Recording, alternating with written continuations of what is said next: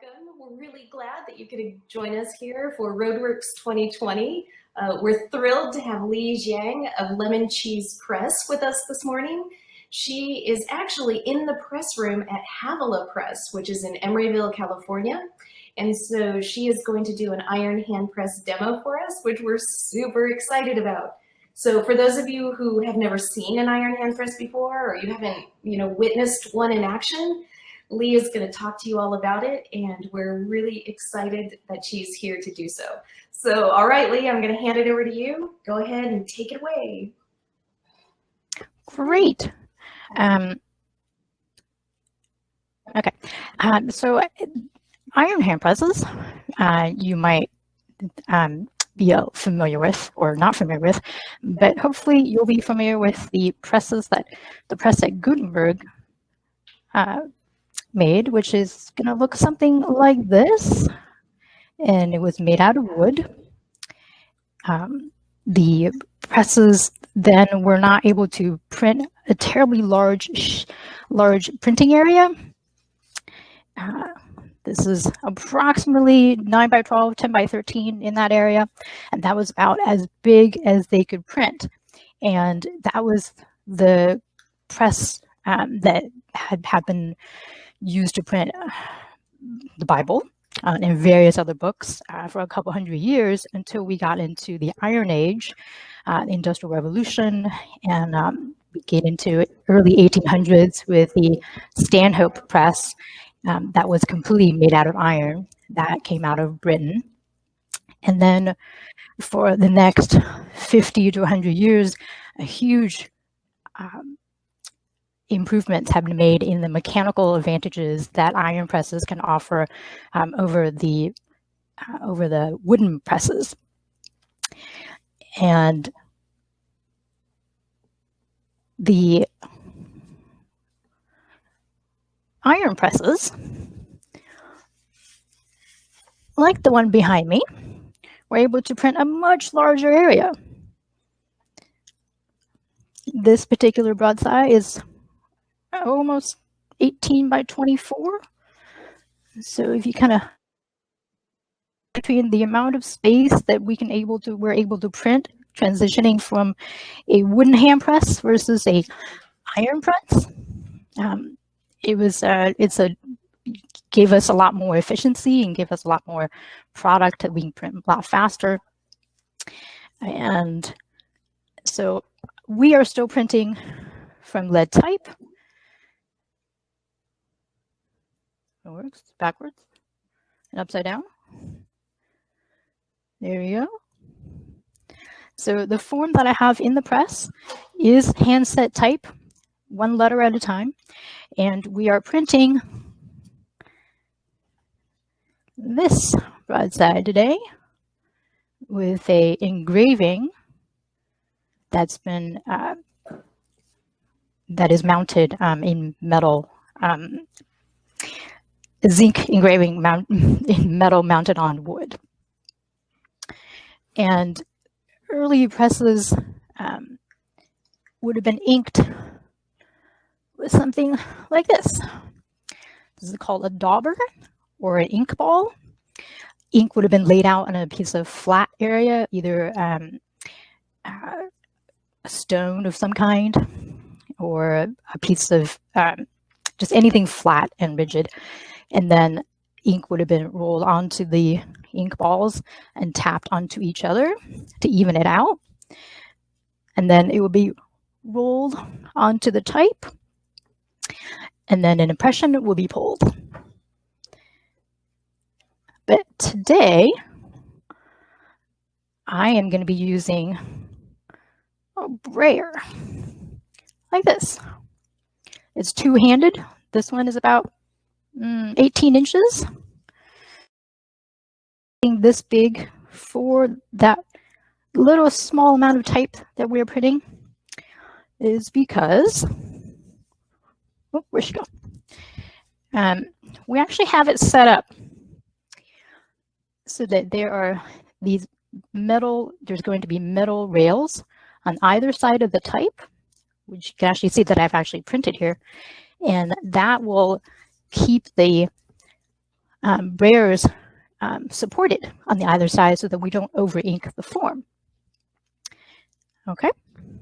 All right, so I'm going to go off camera for a little bit and ink up the roller, and I'll walk you through what I'll be doing on the press.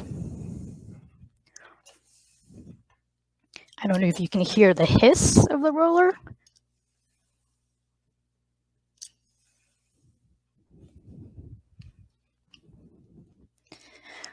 So I'm setting the roller on either side, bridging the type high roller bearers that we have on either side. I'm just rolling it back and forth a little bit. And sometimes I flip it around so that we're putting ink on a different location of the brayer. All right, next, we're going to take our sheet, one sheet preferably, and we're going to put it onto the tympan. And there are a couple of gauge pins, little tabs that we've stuck onto the tympan so that it keeps the paper in the right location. And this thing, Frisket has a hole in the middle. Hello. And it's cut exactly where the type is going to be printed. And that'll keep the paper in place. And then I hold everything together and flip it down and rotate it under the platen. The platen is this thing. And as I pull the handle, all these levers are going to give me the mechanical advantage that I need to print that form. And you can keep your eye on this eagle here. He's going to go up and then come back down. So this is called pulling an impression. And the wooden handlebar that I'm pulling on can be called an impression handle or an impression lever. It can also be called a devil's tail, because the pressman was sometimes called the printer's devil. And I've flipped everything back up and opened up the tympan.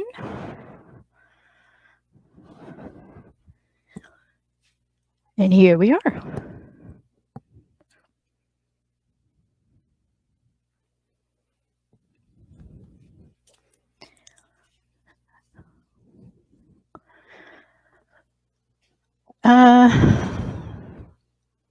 So Lee, Melody. Yeah, I'm just reading the questions. Melody says that it's a beautiful press, and you may have said already, but what year was the press made? This particular press is from 1860. Oh, look, it's on here. It's from 1869. So the Columbian presses is one of many iron presses that were made in the early 19th century.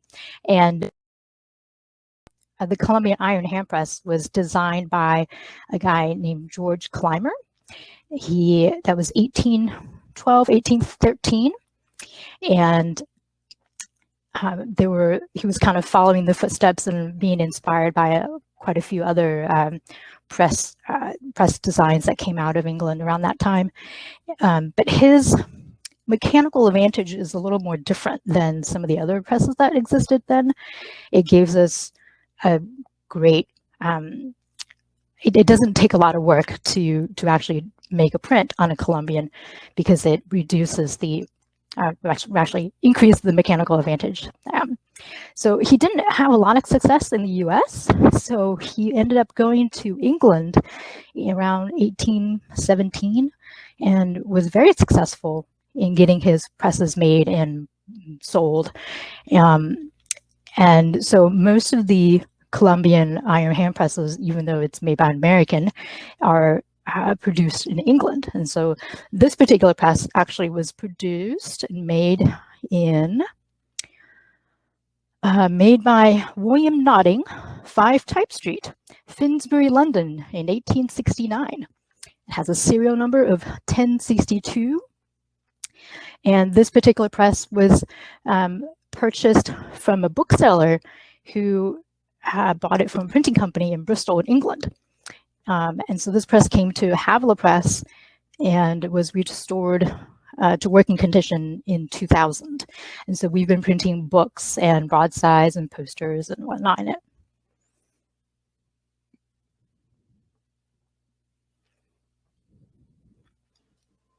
Lee, can you talk a little bit about the press room you're in Havilah Press? Havilah Press, we are just across the bay, and Fred and Barbara have been doing fine press printing for at least 40, 50 years. I'm guessing a bit longer than that. They have beautiful old hand presses like this. There's also an Albion hand press, which is also an iron hand press with a similar mechanical method of pulling on the tail. And there are a couple of other presses that you might be familiar with, like the Chandler and Price, which is a platen press, and a Vandercook proof press. So we actually use all of those presses on a fairly regular basis to do whatever project we feel needs the right press. If people have questions for Lee about the iron hand press, you're welcome to go ahead and type those into the chat. It's a very gorgeous press. It looks like James Blair asks, how fast can the press be operated and how long would it take to print a book? It takes us quite a bit to print a book. So I should kind of go back and say a little bit that most of these presses were operated, including the wooden common presses, and were operated with 3 people. You would have someone to hang the paper, and then someone to ink up the form, and then someone to pull on to make the impression. So with distancing, I'm playing all 3 parts today. So when we do a book today, there's usually 2 people. There's a person who's inking and there's a person who's pulling an impression. And then that way the paper gets over it. And so I think the last book, if Fred and Barbara are around, if they're here, I think the last book took us at least a week, maybe 2 weeks to print, and it wasn't that big of a book. So for us, it takes a while, but I've read documentation that says you can pull somewhere around 250 impressions in 1 hour. I've done the math on that, and that's really fast. You're pulling somewhere in the range of 3, possibly 4 impressions per minute. So even if you have 3 people that are just really hustling, that's a really fast speed. And some of the hand press printers that I know, we've been talking about possibly trying to see how fast we can print, but that we haven't quite gotten to that speed yet. And then can you talk a little bit about printing multiple colors? Because I know that, it's very different on the iron hand press versus, like a Vandercook, or if you're printing a lino print or something like that. And I think sometimes people don't quite realize what goes on with the iron hand press if you want to do, say, 2 or 3 colors. Well, you can, it's not too different. You still have to print 1 color at a time. Well, you don't have to, but you often do print 1 color at a time. So you print, for instance, if I wanted to print this broadside with the image in a different color, I would go ahead and print the text, all of however many is in the edition, let's say 60, and then I would clean up the press and re-ink it to a different color just to print the block. So you still have to do the various registrations, but it's still 1 print at a time. Up every time, is that correct? We ink up every time. Yeah. Yeah, so the inker actually plays a really large role, but the inker, because things are really slow, the process is slow, you can kind of slow down and really take a look to see what it is. If you need less ink, if you need more ink, you have a little bit more finite control over that from print to print. So I think we've got a bunch of people again, so why don't I go ahead and pull another proof. Let me ask, let's take a look at some of these questions. Mark Knudsen says, how do you make ready on the hand press? So similarly to other presses, we still do packing, but the packing is in a slightly different place, packing and make ready. And let's see. I'm just going to put this paper over the type to kind of protect it so that we're not putting ink everywhere. So when we fold everything down, the packing for the press is here. And this is where we actually determine how much impression we're going to add to the print that we're doing. You can see me, I'm kind of pulling some stuff out here. And this is actually where we do the packing and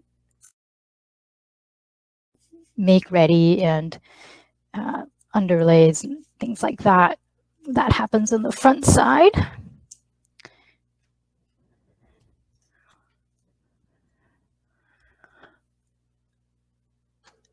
So there was also another question that I saw about how much do these presses cost?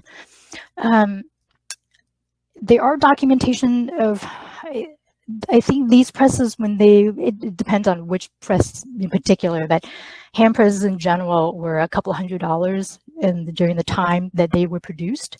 So if you're thinking about 19th century, that's actually quite a bit of money. Presses today, depending on what condition they're in, can range anywhere from a couple $1,000s to tens of thousands of dollars, and also depending on what kind of what the provenance of the press is and who printed on it previously. Like for instance, the Albion press at the Cary Graphic Arts Library at RIT was recently, I guess a couple years ago, purchased and from the collection of Frederick Goudy, and the press previous owner was William Morris. So with something that has such a history to it in the printing and in the book arts, that press was it's a bit more. All right, so I'm going to go ahead and take another proof while people have joined up. So we're taking a sheet here. This is a 9x12, and I'm placing it in gauge pins that are tacked on to what we're calling the tympan here, and ink up my roller.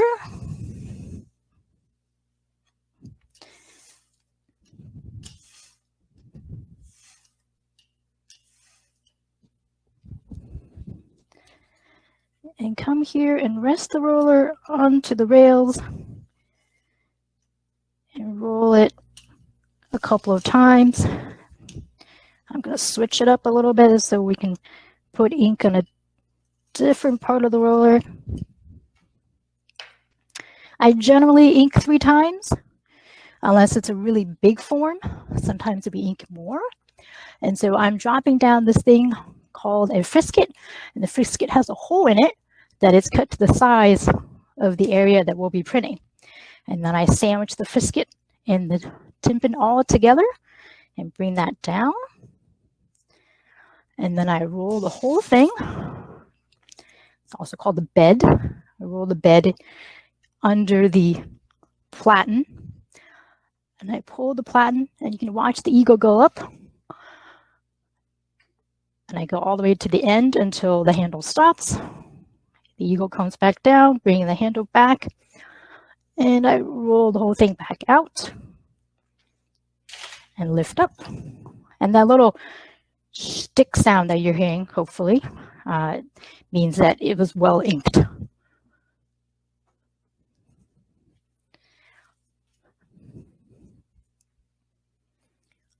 And here we are.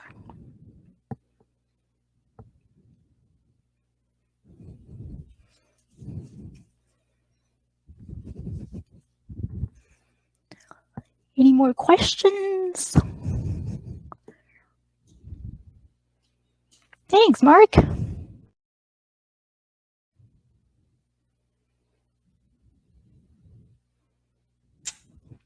Well, while we're kind of waiting, I kind of show you some other stuff.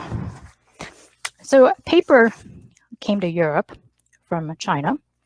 And so handmade paper is done in a mold. And so however big the mold for the paper pulp is however big your page is.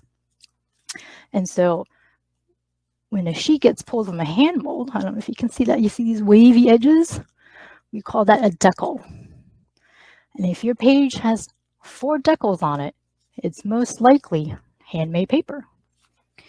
And so this was about the size of a sheet that they would make. And if you fold it in half, this was about the size of a book called folio. And this is how big, approximately, the Gutenberg Bible was.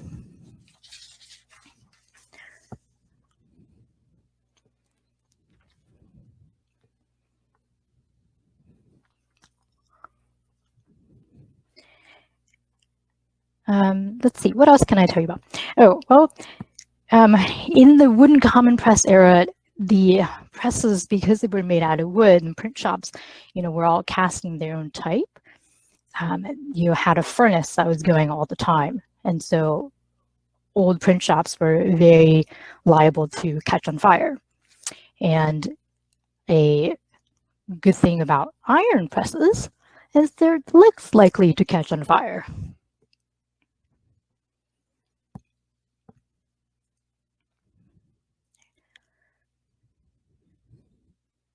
I do not make my own paper, unfortunately, but there are paper makers all over the US. Magnolia Editions, they make their own paper.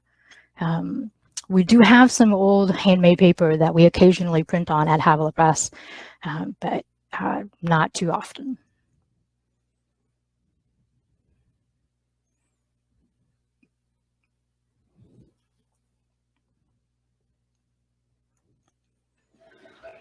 Oh, you know what, Lee? Carl has a really good question. Carl Rosler. He asks what your most challenging project was on the iron hand press. I think, I don't know, can you see that? Oh, let me get out of the way here. Can you see that poster on the wall there a little bit? I'm hopefully going to show you a bigger print. So this is something that we printed for the Book Club of California Centennial. So it's a lot of wood type. And so if you step back a little bit, hopefully you can see a birthday cake. Oh, maybe? Yeah, it looks great. And so this is reason why I say that this was difficult. It's because this is a really big form that we're printing, but also we printed the really big dense wood type with the teeny tiny lead type all at the same time. So it was hard to try to get everything even and not over ink the small type. And this was also registered with the blue. So that was a little bit of a challenge. And so it's, but the blue was, we actually printed the blue at the book club on their Columbian Handpress. And so we had to figure out how to register on 2 different presses, which was, so I think for a single page, that's been the most difficult, trying to get inking correct. It's magnificent. Wow. It's really stunning. It's beautiful. Let's see, Lulu asks, do you ever use wooden type? And if so, what is the treatment for the type after you're done using it and cleaning it?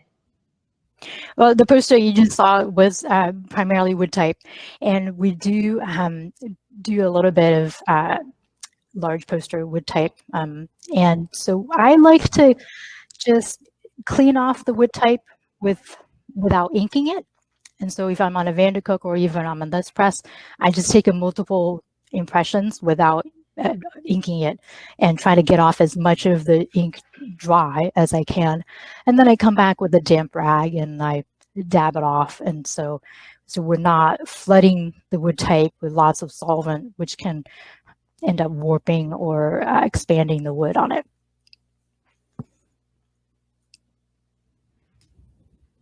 Wow. I'll show you some other stuff that we printed on the Columbian.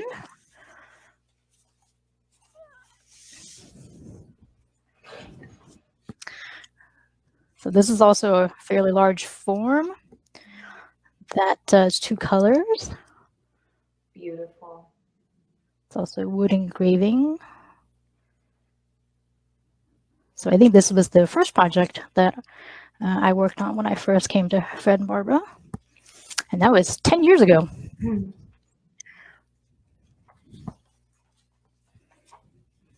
So the form that we're printing today is considered relatively small. And so I haven't, oh look, it's the same block. And I haven't damped demonstration because it is not a terribly large form. For something this big, we do dampen the paper just to make it a little easier to print. And why would we want to dampen paper? That's maybe another question that that you might have. And part of that is to help the ink to soften the paper a little bit, soften the paper fibers, and so that the lead type or whatever type we're using can kind of press into the paper and it'll take the ink really well. And also when the paper is a little damp, we don't have to apply quite as much pressure.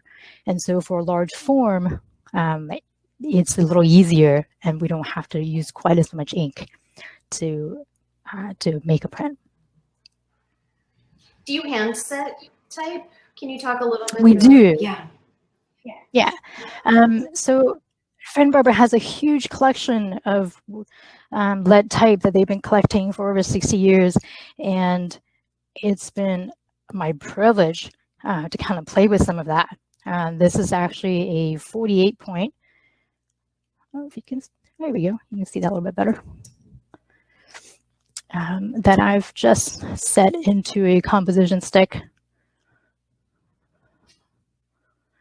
And we do set type by hand, and it's a time-consuming process. And actually, you know, the compositors from the Victorian era were paid by column inches. So column is a standard newspaper column width, and so that's set. And so however many linear inches you can set is how much you got paid. So the more you can set, the more you got paid. So that I like to kind of throw down as a challenge for modern letterpress printers who are still setting hand type. We should see how fast we can set today versus how fast they could set in that era. That might be kind of a fun challenge. If you have other questions for Lee, we have about 5-ish more minutes left. You're welcome to go ahead and type those into the chat. Elisa asks whether or not you make your own paper, and I'm actually curious to know, Lee, if you have a favorite paper that you like to print on or with. I tend to like printing on cotton paper. The paper that we are using today, this is Reeves BFK. I like this paper a lot.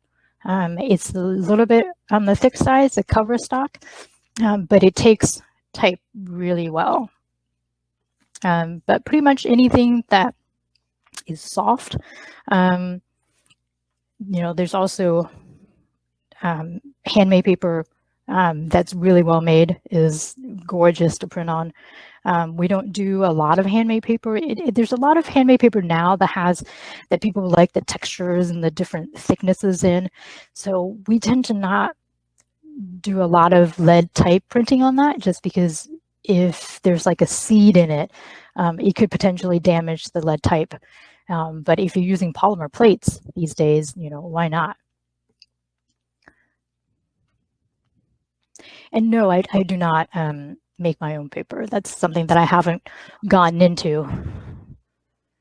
Yeah, still learning printing. It's a whole different creature, It is. It's like another big adventure to fall down into. Do you have any projects, Lee, that you're working on right now?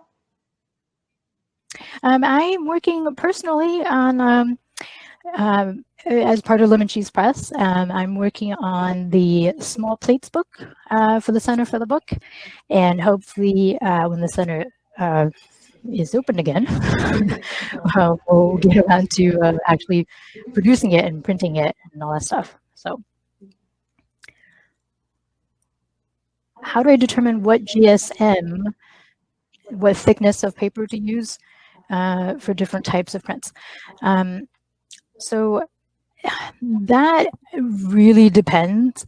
A larger broadside, for instance, would probably want a paper that's a little heavier so that you can hold it and that it won't be all floppy. And so those typically are somewhere in the at least 200 to 300 GSM, possibly even higher. But for something smaller, like for instance, the print that we're doing today, I could certainly have gone for something much smaller, much lighter weight. So the Reeves BFK, I think, is in the 300 range GSM, if I'm not mistaken. And I could certainly have done something a lot thinner for that. So it really kind of varies from project to project. Depends on what it's for. Typically, if it's a broadside, we definitely use something a little thicker. But if it's, say, a book, those are definitely a little thinner.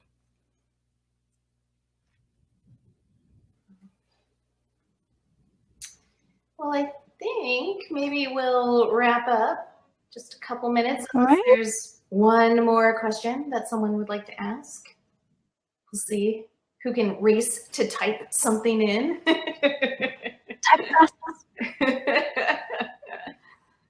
But I'm really excited to see your small plates book. Me too. I hope I haven't denied myself into a corner. I'm attempting to register 8 colors on the Vandercook, so we'll see how that goes. Yeah.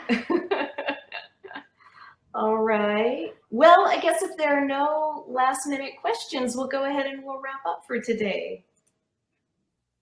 Thank you. Thanks, guys, for coming. Yeah, thank you, Lee. Enjoy the rest of Roadworks. Yeah, stick around. And also be sure to check out Lee's website. Her press name is Lemoncheese Press.